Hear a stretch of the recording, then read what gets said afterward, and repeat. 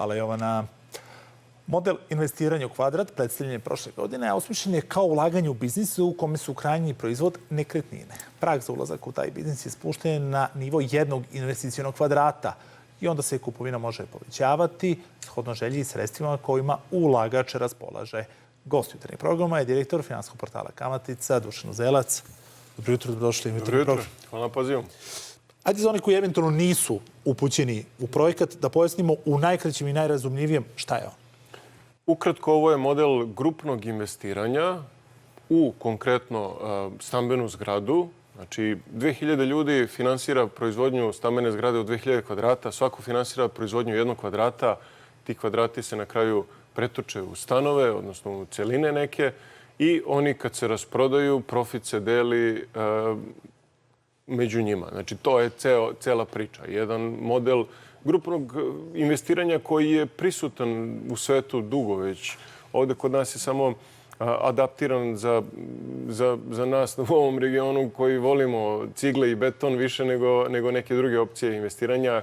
I to je oblikovano na način da svako može da učestvuje u celoj toj priči, jer je investicija na nivou tog jednog investicionog kvadrata, reda veličine 1.500 do 2.000 evra. I gde je taj projekat danas, odnosno kako napreduje? Pa mi smo uspešno zatvorili tu prvu kampanju. Zgrada u Ustaničkoj ulici, oko 2000 kvadrata je u izgradnji. Znači, i planiramo sad, evo je mala ekskluziva, jedno proširenje tog projekta i još neke nove projekte i nove lokacije koje pripremamo. I upravo je sama reakcija na celu ideju i na celu priču rezultiralo tome da prosto obezbedimo još nešto za investiranje. To znači da su negde ljudi prepoznali da je to sigurno ulaganje i samim tim da je nešto opipljivo, kako i sami kažete. Pa jeste, vidite, ima tu osnovno univerzalno pravilo kod investiranja. Investira se ono što verujete i ono što razumete. I ono što vidite svojim očima. Pa nekretnine su upravo to. Znači, svi razumeju kako se funkcioniše sa nekretninama. Ovo je investiranje u proizvodnju. Znači, mi imamo nekretnine kao stanove i lokale kao krajnji proizvod tog proizvodnog ciklusa. Jedan je ciklus u pitanju. Znači, kada zaradimo novac, podelimo profit, možemo sledeći projekat da predlažemo, a i ne moramo. Znači, neko može da investira, da uđe u celu priču i da dobije profit kada završi priču. Neko može da investira, da dobije možda i neke kvadrate faktički, da odvoji sebi i neku nekretninu i stan po povoljnim uslovima nego tržišnim. Sve su to, da kažem, opcije na stolu. Ali jedan podatak da smo mi prošle godine za vreme ove kampanje za 7 minuta skupili dovoljan broj finansijera i 3,5 miliona evra se skupilo za 7 minuta, 207 finansijera je učestvovalo u tome i to je prava, da kažem, jačina ove priče. Zajedničko investiranje u nešto što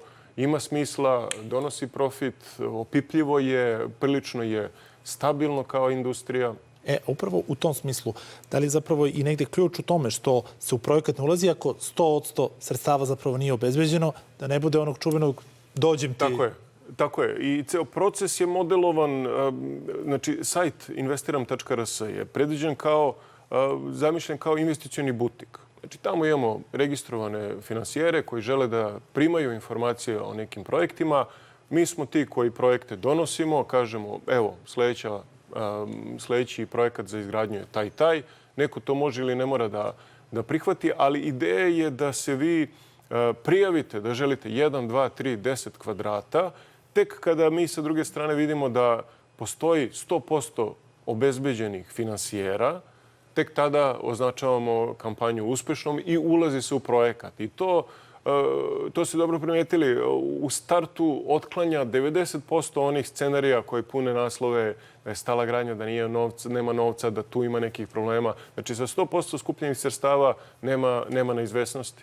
I kad se skupi tako za 7 minuta sredstva, koliko je dugačak put, odnosno pre svega vremenski, do profita? Pa, od projekta do projekta zavisi, ali reda veličine oko 2 godine je neki okvirni period i kažem, pošto je to investiranje u biznis, profit je na nivou biznisa. Znači, to može da rezultira između 20 do 24%, 25% za te 2 godine, što je na nivou 10 do 12% godišnje profita za investirani ulog.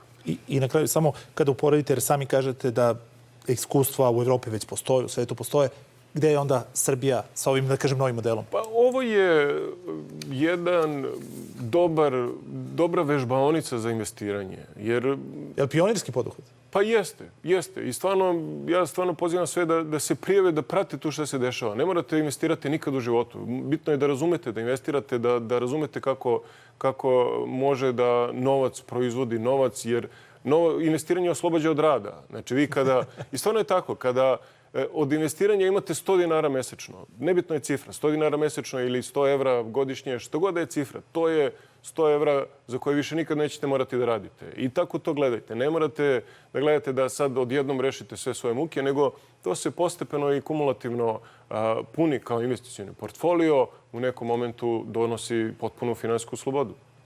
Hvala mnogo na ovom pojašnjenju i pratimo projekat. Hvala i vama.